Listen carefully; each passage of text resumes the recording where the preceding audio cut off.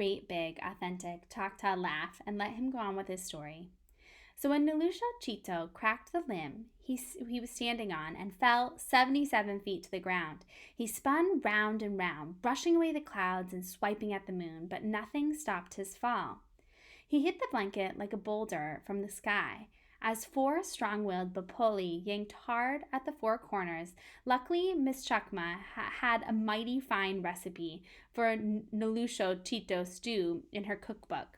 Unluckily, she left the cookbook in her kitchen drawer in McAllister. Luckily, she'd memorized the recipe for just this occasion. Unluckily for the Chakma family, but luckily for Nuluso Chito, he did not end up in a stew pot. No, he bounced high in the air once, twice, 4 times before settling on the ground, sitting Indian style and very relieved. Uncle Kenneth, yes, Turtle Kid? What is Indian style? Glad you asked.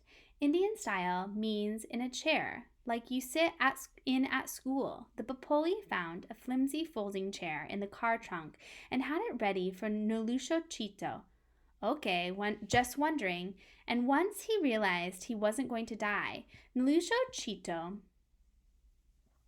was madder than he'd ever been in his life. He jumped out of the chair and flung it so high it sailed over the Red River and all the way to Love Field Airport in Dallas. It came so close to hitting the wing of a plane, it was mistaken for a drone. The Chakmas watched everything, peeking over the boulder and hoping Nuluso Chito would live, but maybe be knocked out for a few days. When he stood up, Mr. Chakma hollered, "Balili, run!" And that's when they did, down the hill to the state park. Nuluso Chito heard this shouting and chased the Chakmas. He ran across the road, first looking to his right, then to his left, to make sure no cars were coming. Paths cut through the trees and made it easier to run, even on a dark midnight. Of course, the path was covered with sleeping rattlesnakes, a family of porcupines, and mountains of scorpions, but nothing serious.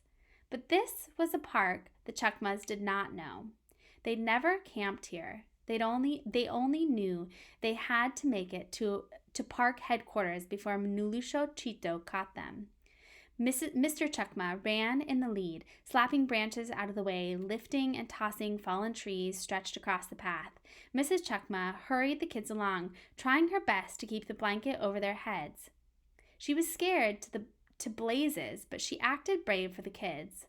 All of a sudden, the path split. One fork curved to the left, the other to the right, and right in the middle of the fork stood a tall sign with big letters and an arrow.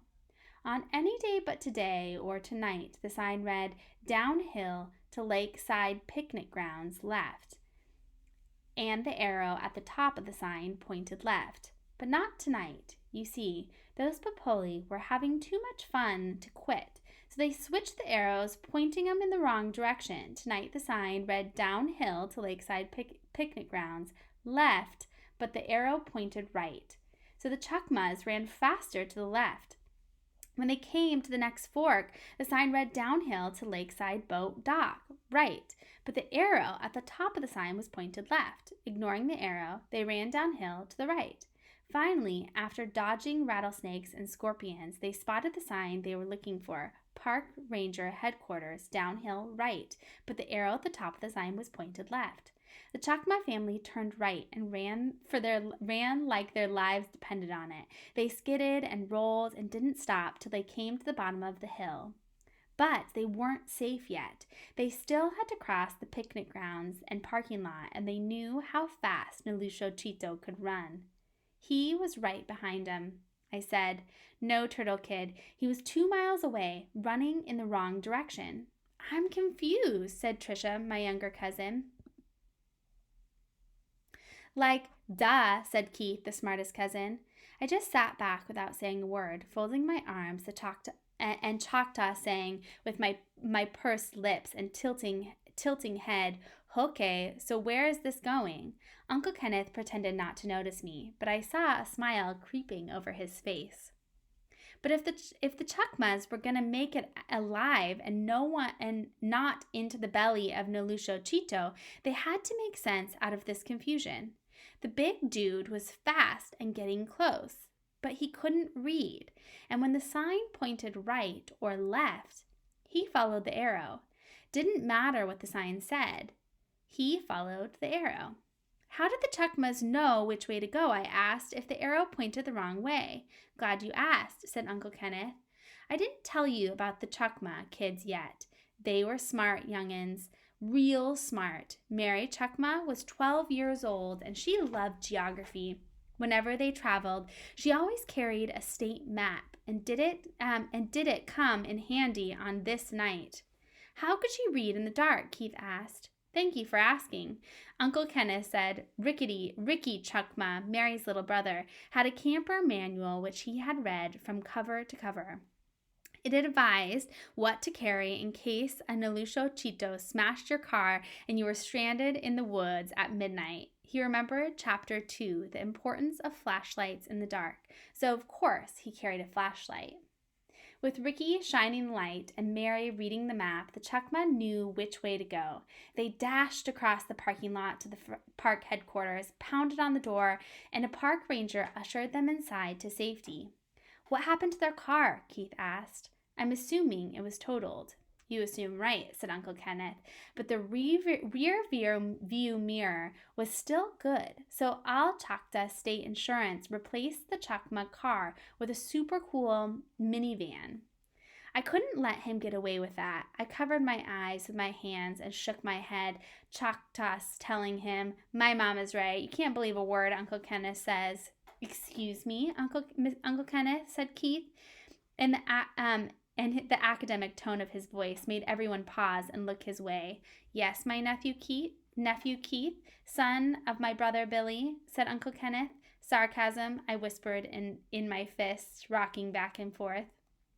I'm pondering the fate of the campers who arrived the next day, said Keith. Nice families who could not read or possibly read in another language. You're forgetting, Uncle Kenneth replied. Those Bopoli think of everything. They, of course, switched back the arrows. So if there are no more questions.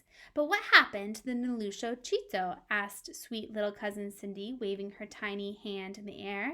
He is people, too.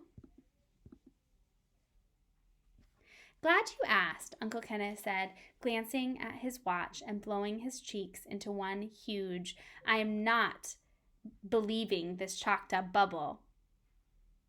Yes, Nuluso Chito is people too, but he found himself running uphill till he came to the 20-foot-long boulders stretched over the lake 97 feet below. The sign clearly said, do not walk on the overlook.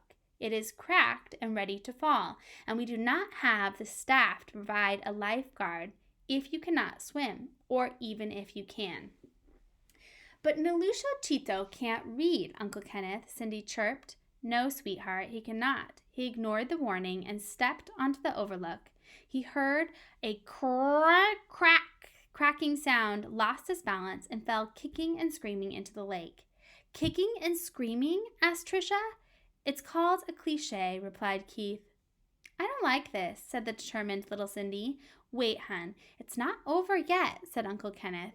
A group of anthropologists seeking proof that Nuluso Chito was real were paddling their canoe around the lake. When they saw not only the skeletal structure of a creature, but the actual creature, they leapt overboard. Nuluso Chito climbed in the canoe and paddled safely to shore. Why were they paddling around at midnight? Keith asked. And did they live or drown? Asked Tricia. Yeah, Uncle Kenneth, and what kind of creamer did the park ranger serve the Chakmas in their coffee? I inquired. Uncle Kenneth stood up, looming 6 feet above me and my dozens of cousins. He took a deep breath and bellowed, "The end!" Like good little Choctaw kids. We, Choctaw kids, me and my dozens of cousins, all clapped and slapped Uncle Kenneth on the back. Good story, we told him. Wait, he said, holding his palm aloft. What could the Chakmas do that Nuluso Chito could not do? What saved this family's life? Turtle Kid knows, I said, raising my hand. Yes. I stood up and lifted my palm to Uncle Kenneth in a sign of high respect, then turned to my dozens of cousins. Our dear and wise Uncle Kenneth has told us a tale full of meaning. The Chakma family can do many things Nuluso Chito cannot, but the greatest of these, my dozens of cousins, the greatest of these things is that they can, each and every one of them, tie their own shoelaces. Jaws dropped, and no one said a word. If they couldn't tie their shoelaces, they would have tripped on the path, and who knows what would have happened. Is there anything else they could do that Nuluso Chito could not? Asked Uncle Kenneth. Anything? Well, okay, they could read. Mary Chakma could read. And so could her brother Ricky. They could read in the dark with flashlights. They could read even while they ate hamburgers. And French fries, shouted Cindy, with lots of ketchup. But they were always careful never to dip ketchup on the pages of the book, Keith said. Nobody wants to read a book with ketchup between the pages. I told you never to listen to your Uncle Kenneth, my mother shouted, standing in the doorway with her hands on her hips. Is he telling you to pour ketchup on your books? No, we all shouted, protecting our new and funniest favorite teacher, Uncle Kenneth. Mother closed the door and stepped inside, and I thought for just a moment that I saw her smiling. Okay, Uncle Kenneth, I asked, how do you know so much about Nuluso Chito? Nuluso Chito and the Choctaw Trail of Tears, the Choctaw Code Talkers of World War I know all about Choctaws today and long ago, and other Indian nations too. Anybody want to guess how? Turtle Kid knows, I said. I'm sure you do, said Uncle Kenneth. I'm sure you do. You know all about the Choctaws because my mother read to you when you were a little kid. Uncle Kenneth gave me a quiet, "Are you crazy?" Choctaw stare. Then his lips crawled into a grin. Or maybe, he said, I learned to read before I learned to tie my own shoelaces. No way, shouted my dozens of cousins, and they circled my Uncle Kenneth for one big Choctaw hug.